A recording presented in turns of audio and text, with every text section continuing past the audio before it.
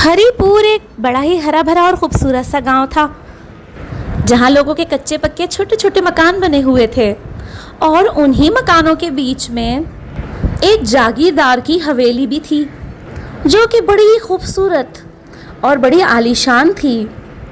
जागीरदार अपनी हवेली में अपनी एक छोटी सी बेटी के साथ रहा करता था। जागीरदार अपनी बेटी से बहुत मोहब्बत करता था। उसकी बेटी थी भी बहुत प्यारी। वो दोनों उस हवेली में तन्हा रहते थे, क्योंकि जागीरदार की बीवी कुछ अरसा पहले एक बीमारी में मुब्तला होकर इस दुनिया से चली गई थी।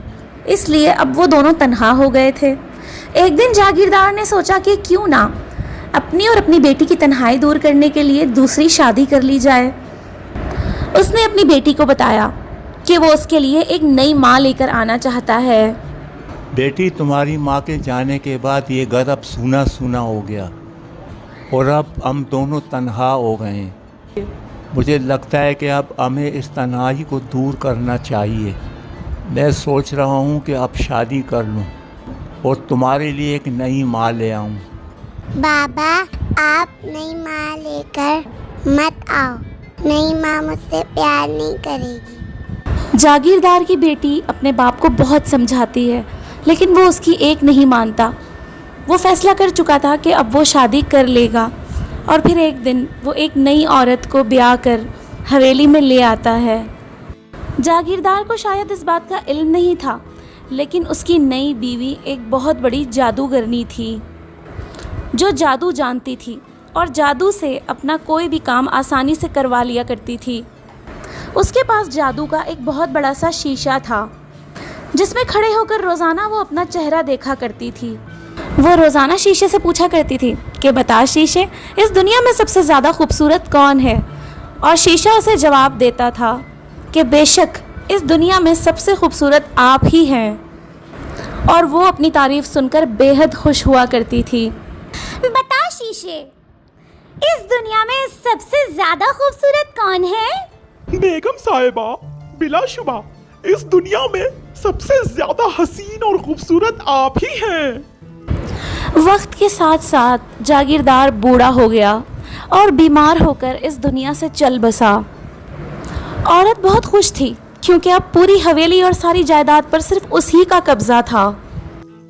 इस तरह कई साल बीत गए और जागीरदार की बेटी जवान हो गई।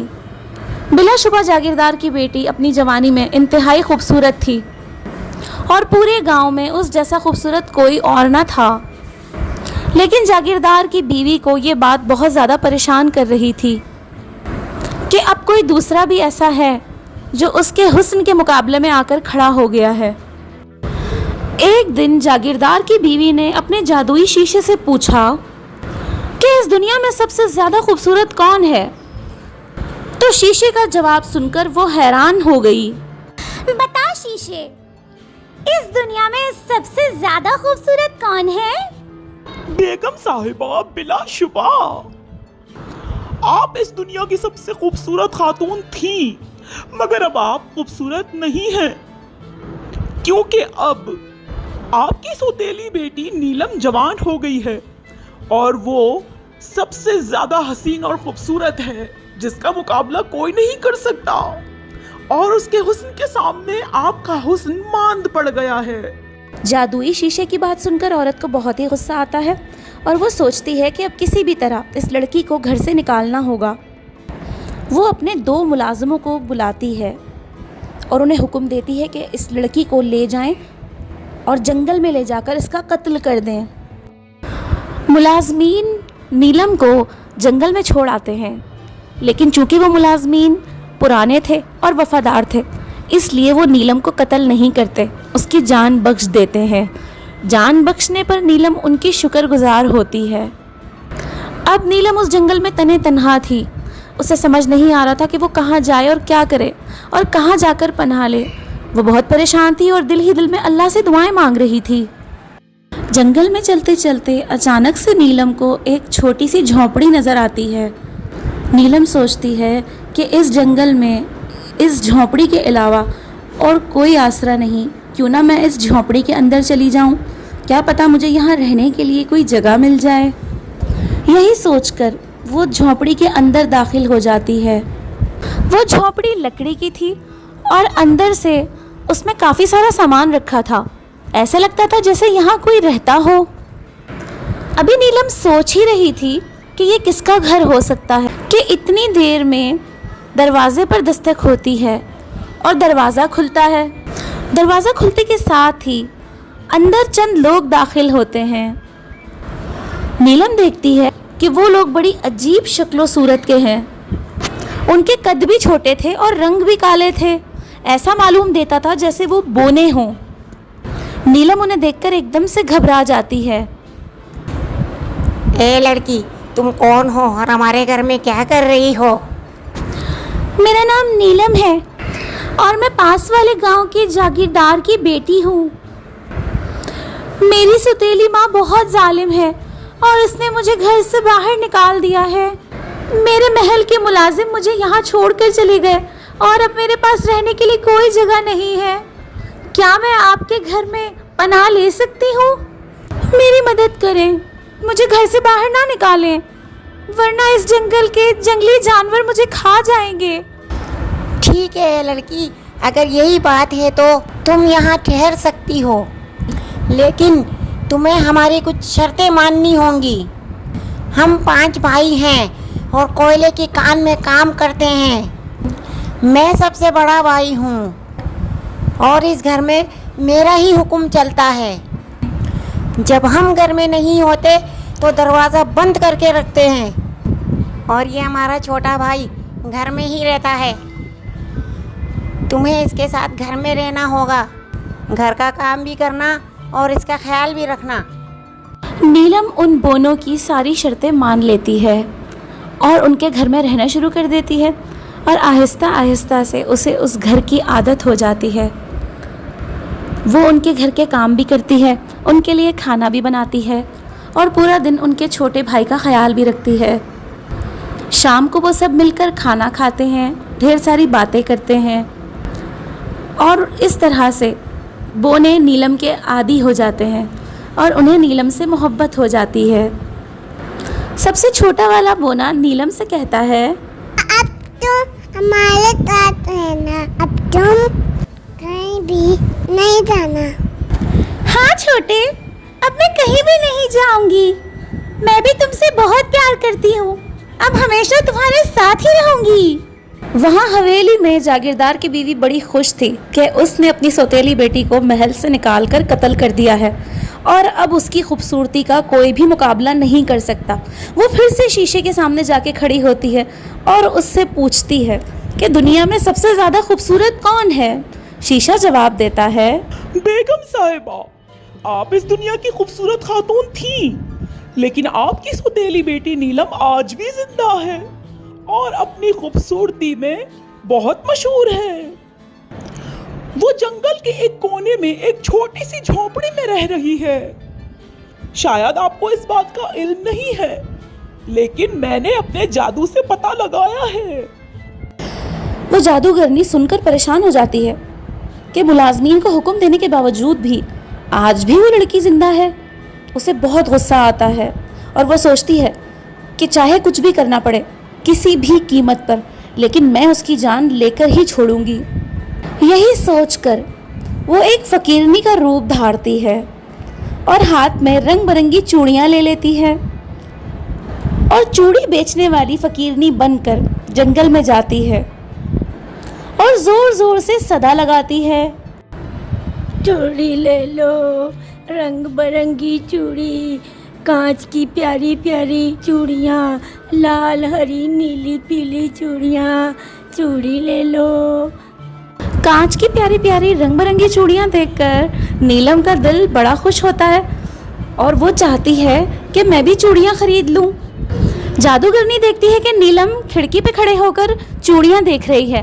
वो फौरन उससे कहती है, आओ बेटी, दूर क्यों खड़ी हो, मेरे पास आओ, ये रंग बिरंगी चूड़ियाँ ले लो, तुम्हारी तरह खूबसूरत है ये। अम्मा ये चूड़ियाँ तो बहुत खूबसूरत हैं, तुम मुझे भी ये चूड़ियाँ दे दो, मैं भी ये चूड़ियाँ ज़रूर पहनूंगी। नीलम नहीं जानती थी कि उन चूड़ियों पर उस औरत ने जादू का मंत्र फूका है, और जैसे ही नीलम ये चूड़ियां अपने हाथ में लेगी वैसे ही उसका दम निकल जाएगा और वो मर जाएगी। वो जादूगरनी चूड़ियां देकर वहां से चली जाती है और नीलम जैसे ही वो चूड़ियां अपने हाथ में लेती है वैसे ही एकदम से बेहोश हो जाती है। थोड़ी देर गुजरती है कि पांचों बोने वहां आ जाते हैं और देखते हैं कि नीलम बेहोश हो गई है। वो उसको बेहोश देखकर एकदम से परेशान हो जाते हैं और सोचते हैं कि आखिर ऐसा क्या हुआ। उनमें से एक बोना कहता है, अरे इसे क्या हुआ, ये तो बेहोश हो गई है। उनमें से बड़ा वाला बोना नीलम को उठाकर घर के अंदर ले आता है। नीलम जैसे ही घर के अंदर आती है थोड़ी ही देर में होश में आ जाती है और उठकर खड़ी हो जाती है। ए लड़की, मैंने तुम्हें समझाया था ना कि जब भी हम घर में ना हो तो दरवाज़ा बंद रखना। तुमने हमारे जाने के बाद दरवाज़ा क्यों खोला? नीलम परेशान थी और सोच रही थी कि आखिर मुझे क्या हुआ था। वो चूड़ियां हाथ में लेते के साथ ही मैं कैसे बेहोश हो गई। वो इसी सोच में थी लेकिन समझ नहीं पा रही थी कि आखिर हुआ क्या है। वहाँ हवेली में नीलम की सौतेली माँ बहुत खुश थी। वो सोच रही थी कि उसने नीलम को मौत के घाट उतार दिया है, लेकिन उसे सच्चाई का इल्म नहीं था। जब वो शीशे के पास जाती है और अपने हुस्न के बारे में दरियाफ्त करती है तो शीशा उसे जवाब देता है, बेगम साहिबा, बिलाशुबा आप खूबसूरत थी, लेकिन अब आपकी बेटी नीलम ही सबसे ज़्यादा खूबसूरत है और वो आज भी जिंदा है। शीशे की बात सुनकर एक बार फिर से वो जादूगरनी परेशान हो जाती है कि मैंने तो अपने हाथों से नीलम को जादू की चूड़ियाँ दी थीं और वो चूड़ियाँ पहनने के बाद उसे मर जाना था, लेकिन वो आज भी जिंदा कैसे हो सकती है। यही सोचकर वो अपने शैतानी दिमाग में एक नई चाल चलती है और फिर से एक फल बेचने वाली का रूप धार कर जंगल की तरफ रवाना हो जाती है। नीलम उस दिन घर पर अकेली थी और उसे बहुत ज़ोर की भूख भी लगी थी, लेकिन घर में खाने के लिए कुछ भी नहीं था और वो घर से बाहर जा नहीं सकती थी क्योंकि उसे बड़े वाले बोने की बात याद थी कि जब तक हम घर वापस ना आ जाएं तुम कुंडी लगा कर रखना और घर से बाहर मत जाना। इसलिए वो बहुत मजबूर थी। अब उसे समझ नहीं आ रहा था कि वो करे तो क्या करे।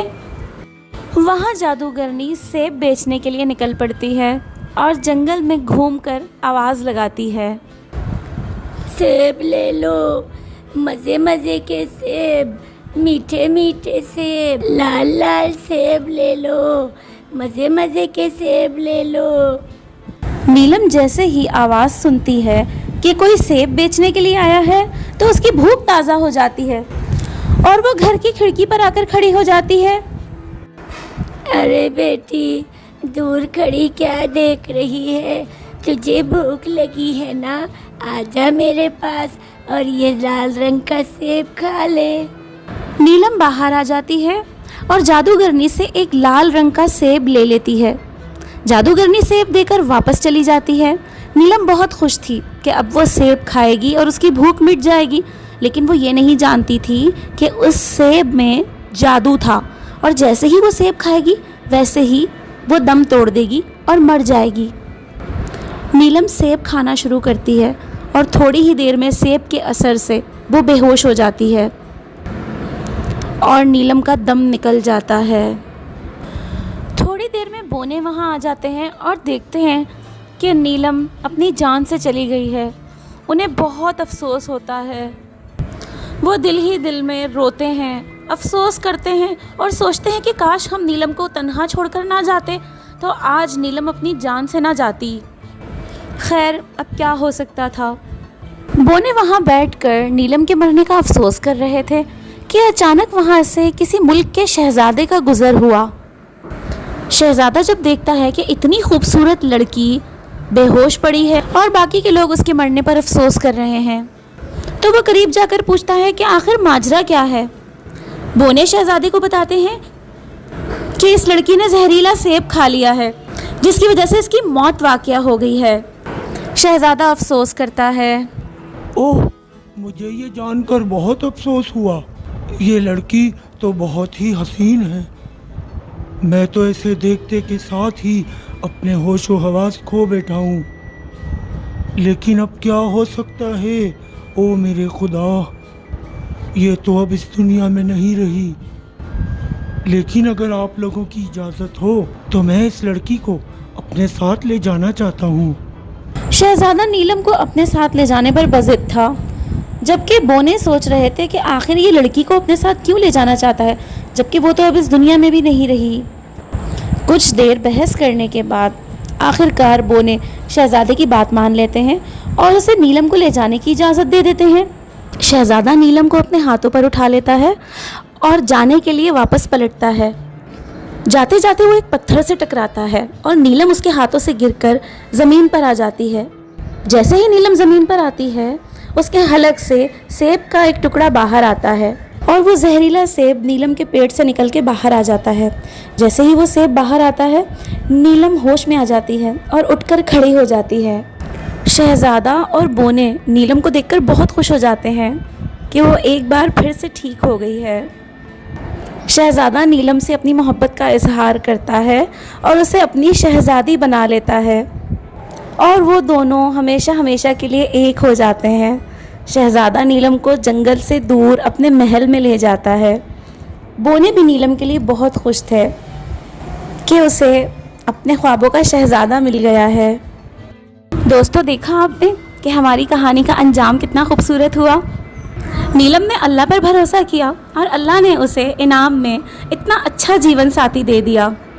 दोस्तों, ज़िंदगी में जब कभी ऐसा वक्त आए कि आप पर जुल्म हो रहे हों और पूरी दुनिया आपके ख़िलाफ़ खड़ी हो गई हो, यहाँ तक कि आपको आपके मकाम से हटाकर किसी जंगल में ही क्यों ना फेंक दिया जाए, लेकिन फिर भी आप अल्लाह पर भरोसा रखना ना छोड़ें, क्योंकि जिसका भरोसा अल्लाह की ज़ात पर होता है वो हमेशा कामयाब होता है और ज़िंदगी में बड़े से बड़े इम्तिहान से भी नहीं हारता।